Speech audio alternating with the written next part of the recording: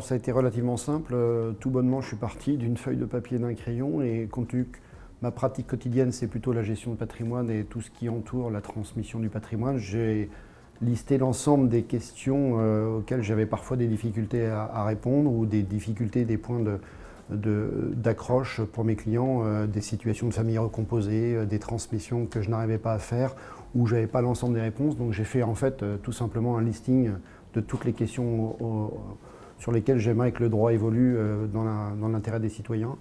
Et à partir de là, j'ai essayé de bâtir un plan sur les 3 thèmes qu'on a développés ce matin: immobilier, entreprise et famille. Et compte tenu de mon expérience des 2 précédents congrès, je me suis dit que pour arriver à avoir une équipe, j'allais dire, très fluide et très motivée, je suis parti d'un principe en me disant que j'aurais aimé avoir uniquement des gens qui n'avaient jamais travaillé dans les congrès, d'ailleurs pour qu'il y ait un peu de renouveau, des nouvelles têtes, et essayer de trouver des nouveaux talents, ce qui a été le cas. Et donc à partir de là, on s'est lancé dans l'aventure, on a bâti un plan ensemble. Et peu ou prou, si on retrouvait mes papiers d'origine, il y a beaucoup de choses qu'on va retrouver dans l'ouvrage qui étaient finalement couchées dès le départ, et on avait le bon ressenti en fait.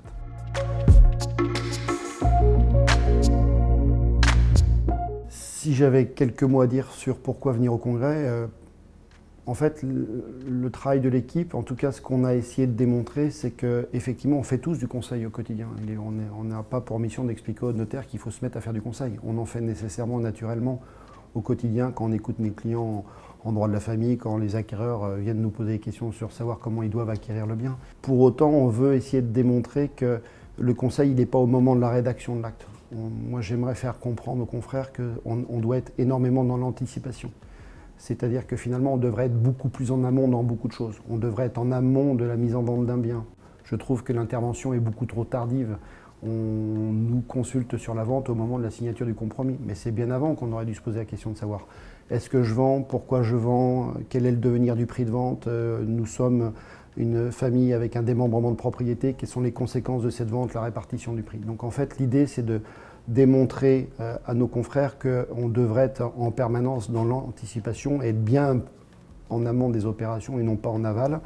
On peut le décliner en droit des sociétés. Le tout n'est pas de nous appeler pour nous dire « je veux une société civile », c'est pourquoi il y a une société civile, est-ce que c'est la bonne forme? C'est identique pour le mariage.